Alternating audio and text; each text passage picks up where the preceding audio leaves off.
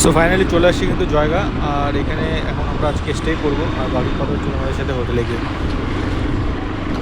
এটা হলো আমাদের হোটেল, হোটেল হিল ভিউ। আজকে আমাদের রাত এখানেই কাটছে। চলে আসছি হোটেলের ভিতরে, আমাদের রুম রুম নম্বর 206। আর রুমটা দেখতে কিছুটা এরকম। সো গাইস ফাইনালি চলে আসছি কিন্তু হোটেলে, আর সানটান করে ফ্রেশও হয়ে গেছি দেখতে পাচ্ছ। তো প্রীতম গেছে হলো বাইরে, আর ও বাইরে লাঞ্চ করে নেবে। আর আমার লাঞ্চটা আমি হলো এখানে অর্ডার করলাম।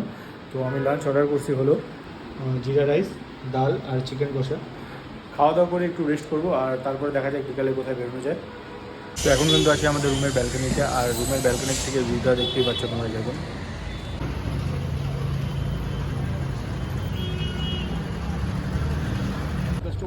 তো আমি কিন্তু আছি এখন জয়গাঁওয়ের এমজি রোডে। আর এখানে কিন্তু এখন জাস্ট টাইম তোমার 8টার মতন বাজে। আর এখানে কিন্তু হাফ দোকানপাট দেখতে পাচ্ছ বন্ধ হয়ে গেছে। তো ফ্রাই মোমোর একটা দোকান দেখতে পেলাম, এখান থেকে আমরা ফ্রাই মোমো নিয়ে নেবো। So hello guys, good morning. এখন কিন্তু আছি আমরা জয়গাতে, আর কালকে রাত জয়গাতেই ছিলাম, স্টে করছিলাম হোটেলে। তো এখন বাজে সকাল হলো 9টার মতন। আর আমাদের ব্যাগ ফ্যাগ এইদিকে সব কিছু রেডি, চেক আউট করবো। তো এখান থেকে আমরা বেরোবো হলো আলিপুর দুয়ারের উদ্দেশ্যে। তারপর আলিপুর দুয়ার থেকে তারপর যাবো হলো সিধা শিলিগুড়ির দিকে। চলো।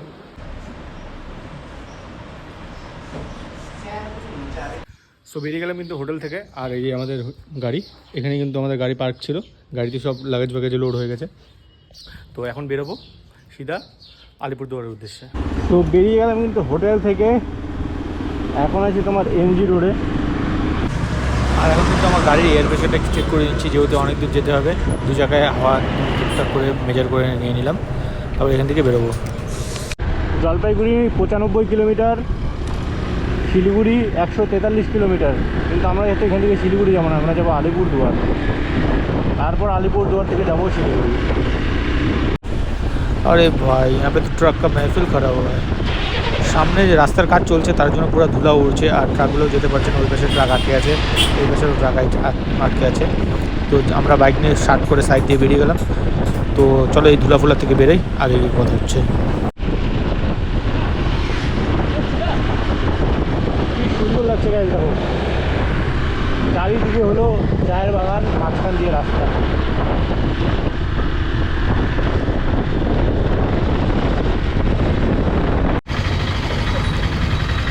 তো ফাইনালি কিন্তু ঢুকে গেছি আলিপুর দুয়ার।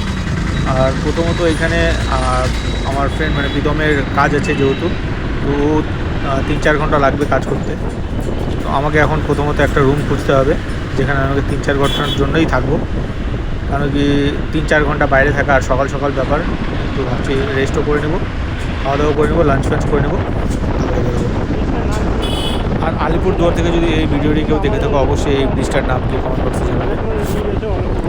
তো চলো আগে এখান থেকে খুঁজতে হবে হোটেল, যাই আগে খুঁজি হোটেল।